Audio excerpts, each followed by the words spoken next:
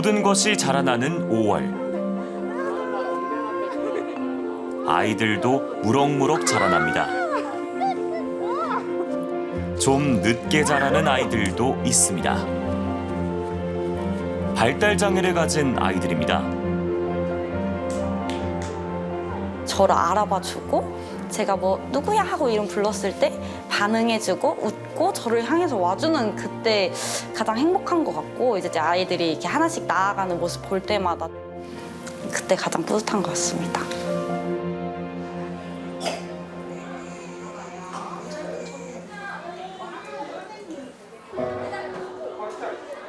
느리더라도 이 아이들이 잘 자랄 수 있도록 우리는 준비가 돼 있을까요?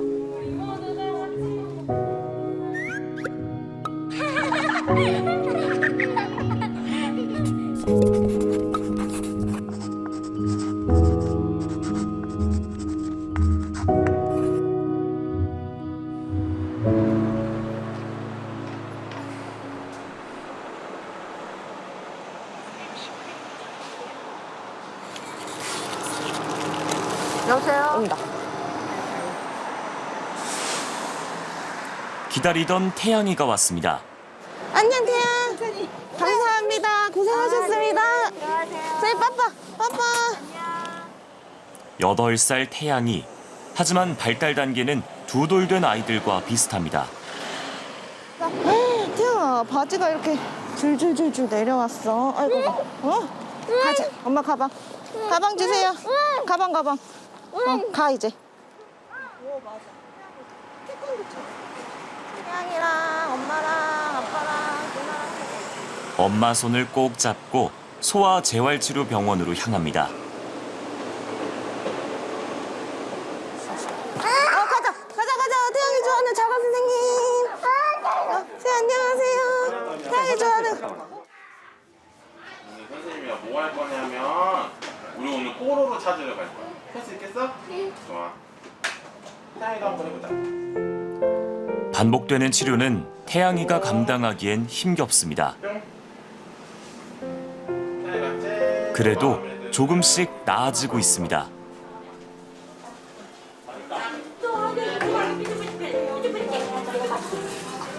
꿀꺽한다.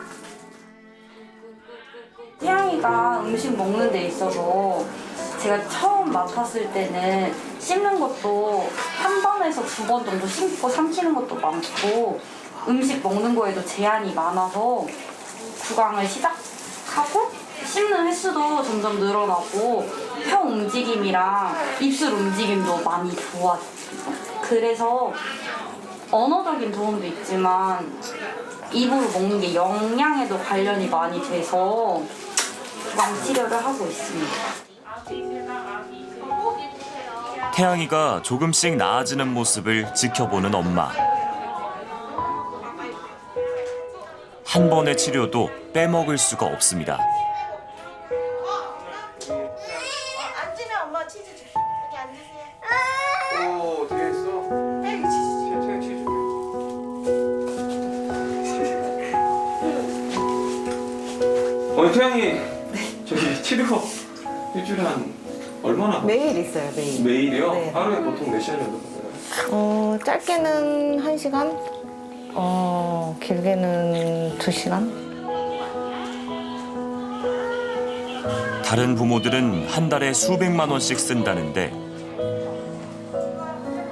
어려운 살림에 한숨부터 나옵니다. 경제적인 여유가 돼서 하는 부모들은 없는 것 같아요, 솔직히. 근데 이제 아이를 위한 거니까 어떻게든 절약해서 다니는 것 같은데, 네, 진짜 몇백이에요, 단위가. 일단 몇십만 원의 단위가 아니라 이제 몇백의 단위를 쓰고 있죠. 엄청 비용이 경제적으로 부담이 되죠. 건강보험의 소아재활치료 수가는 1시간에 3만 원대. 이 중에서 환자 부담은 10% 수준입니다. 하지만 비급여 병원을 가면 치료비는 1시간에 5만 원에서 10만 원으로 껑충 뜁니다. 환자 입장에선 1시간 치료비 부담이 많게는 30배 가까이 늘어나는 셈입니다. 그런데 건강보험이 적용되는 병원 많지 않습니다. 인구 1000만의 도시 서울에서 이런 저희같이 건강보험으로 치료받을 수 있는 병원은 10개도 되지 않는 걸로 알고 있습니다. 왜 그럴까? 소아재활 의료기관의 경우 건강보험의 기준 수가가 치료 원가의 채 80%도 되지 않는 것으로 추정됩니다. 아이들을 많이 치료할수록 더 손해인 겁니다. 건강보험 수가만 갖고 그 병원을 운영하는 데는 20% 이상의 적자를 고스란히 떠안을 수밖에 없는 구조다 보니까 어떻게 보면 이제 의료기관을 운영하는 입장에서는 어떤 그냥 의지와 또 그냥 뭐 어떻게 보면 그 애정만으로 이걸 또 희생만으로 또 감당하기에는 어려운 점이 있다 이렇게 생각이 됩니다. 서울의 사정이 이런데 지방은 훨씬 열악합니다. 건강보험이 적용되는 병원을 찾아 수도권으로 올라오는 이른바 재활 난민들이 늘어나고 있습니다. 발달장애 아이들을 키우는 부모님들이 이제 아이들 요런 거점 병원 가서 서비스 받으려고 가족이 뿔뿔이 흩어져서 살아요. 부모님 중에 한 분이 아이 데리고 서울이나 수도권에 와서 거기서 생활을 하시거든요. 여관에서도 생활하시고 이제 여관에서 자고 빨래하고 먹고 다 해결하시고 병원 가서 치료받고 접근 가능한 데가 하나만 있어도 그거는 안 해도 되잖아요. 그래가지고 그 난민 생활은 안 해도 되는 거잖아요. 자, 아이가 아프지 않도록 한 번이라도 더 제대로 된 치료를 받게 해주고 싶은 게 부모의 마음일 텐데 재활 난민까지 생기고 있다는 게 참 안타깝습니다. 결국에 건강보험이 적용되는 소아재활병원이 적다는 게 문제인데 그나마 있던 민간병원마저 폐업을 고민하고 있는 상황이라고요.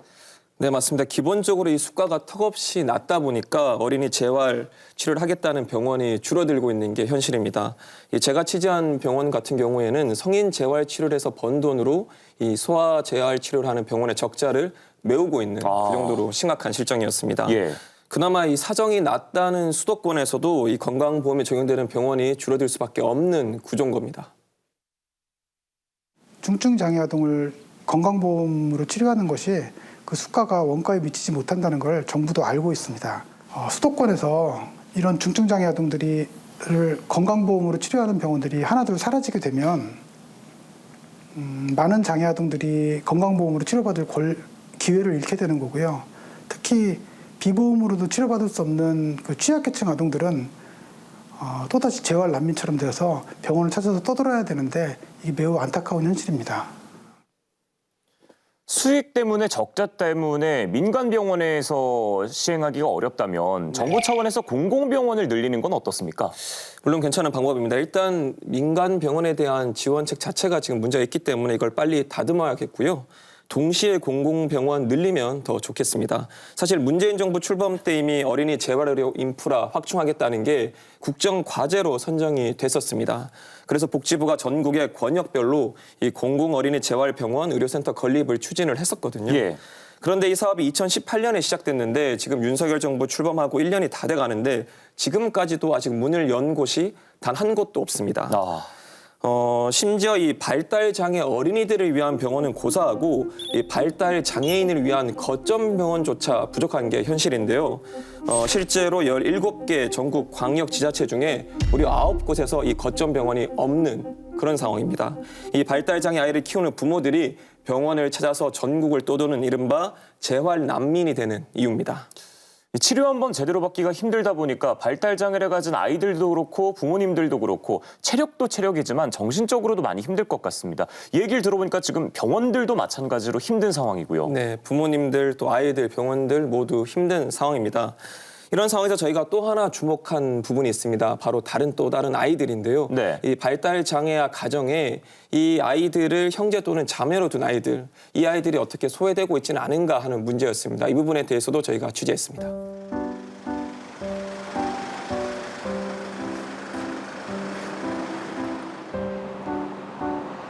초등학교 1학년. 8살 진유가 학교를 마치고 나서는 시간. 엄마의 옆에는 9살짜리 오빠가 있습니다.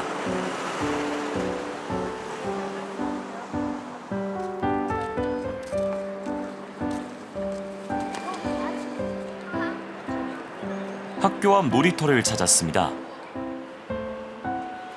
발달이 느린 진유가 재활병원에 가려면 아직 1시간이 남았기 때문입니다. 엄마는 나란히 앉은 남매의 그네를 힘차게 밀어주고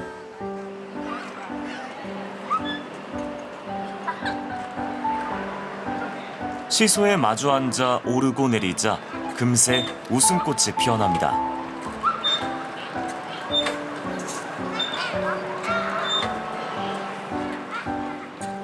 엄마도 웃고 있지만 말 못할 고민은 깊어만 갑니다. 아무래도 얘 위로도 오빠가 얘 말고 오빠가 하나 더 있는데 걔도 장애가 있어서 걔도 치료를 받아야 하는 상황이다 보니까 좀 애가 하나면 뭐 어떻게든 되겠는데 저희 집 같은 경우에는 3명이고 둘 다 아파가지고 좀 아무래도 부담이 많이 가더라고요.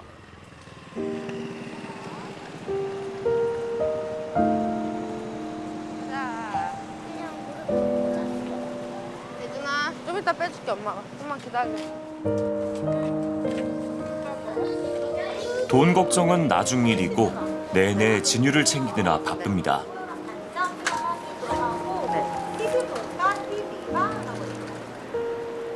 아홉 살 예준이는 혼자 보내는 시간이 많습니다. 예준아. 속이 상할 만도 한데 예준이는 기다리던 엄마가 오자 힘내라며 뽀뽀를 퍼붓습니다.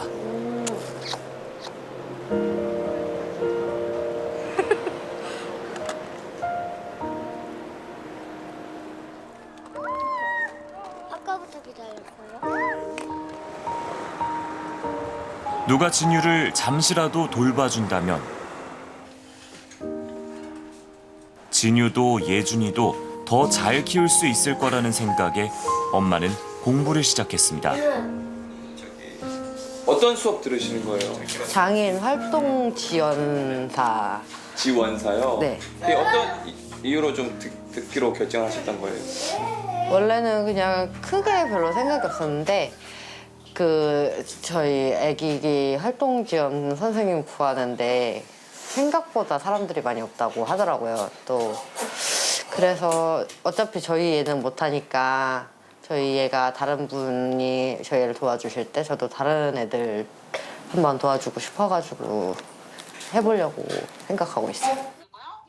그래서 1, 2교시는 엄마가 공부하는 사이 진유 돌보기는 다시 예준이 몫이 됐습니다. 그래서 일단 만들었더라고요. 이제 고작 9살. 엄마에게도 동생에게도 항상 듬직한 속 깊은 아이. 그래도 엄마의 사랑이 필요한 아이입니다. 엄마나 동생한테 해주고 싶은 말 없어?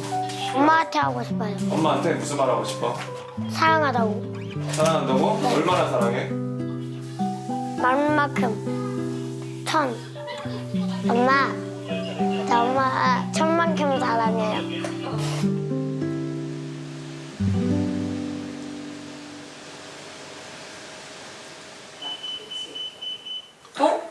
무슨 소리지? 여기야, 엄마 왔어요. 안녕하세요. 학교 선생님인 수연 씨는 자폐가 있는 두 아이의 엄마입니다. 두 아이들을 활동지원사에게 맡겼다가 저녁 무렵에야 퇴근합니다. 자폐 진단을 받은 아이를 집에 두고 일하러 나간다는 것 결코 쉽지 않은 결정이었습니다. 부모가 보통 자기 진단을 받으면 삶이 끝났다고 생각을 해요. 많이 절망을 하고. 근데 저도 마찬가지였죠. 그래서 당연히 복직도 못할 거라고 생각했고 아이를 위해서 평생 헌신을 해야 된다고 생각을 한 거예요. 그랬는데 막상 아이들을 키우면서 보니까 그렇게 다른 사람들과 다르지 않다는 생각이 들더라고요. 저부터 다르지 않고 평범한 삶을 살 수 있다고 생각을 해야 다른 사람의 인식도 개선할 수 있다는 생각이 들더라고요. 그래서 이제 좀 용기를 냈죠. 나도 일상을 회복해야겠다. 그냥 아무렇지도 않게 살아가야겠다. 한때는 아이들의 장애를 숨겼었다는 수연 씨. 지금은 오히려 자신과 아이들의 이야기를 담은 책까지 냈습니다. 처음에는 조금 사적인 것들이 많이 공개되니까 그런 마음이 있었지만 그래도 알리고 아이들이 살아갈 세상을 바꾸는 게 더 중요하다고 생각을 해서 제가 용기를 냈고요. 내고 난 다음에는 생각보다 그래도 반응이 굉장히 좋았어요. 엄마. 대단하다. 엄마. 그런 평가가 많았고요. 엄마. 응? 볼일 보고 이따 밥 먹고 보자. 알았지? 밥 먹고 볼일 보자. 응. 힘겨운 시간들에 당당히 맞서며 누군가에겐 힘이 되기까지 했지만 그런 수연 씨도 워킹맘이란 현실의 벽 앞에서 좌절할 때가 있습니다.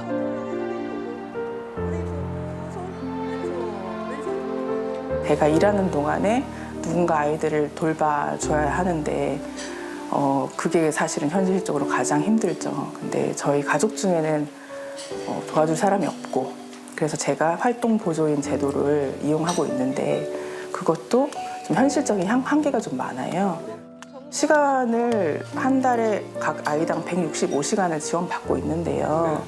근데 이 시간이 사실은 충분한 시간인데 지금 현재 학교에서 아이들이 통합교육을 하고 있거든요. 그래서 이 선생님들이 또 학교 수업에도 지원을 나가세요. 그러다 보니까 좀 시간이 부족해요. 그래서 그 부족한 부분은 어떤 제 개인적인 사비로 충당을 해야 되고. 천천히. 연우와 정우를 위해서라도 지치지 않기로 힘을 내기로 다짐합니다.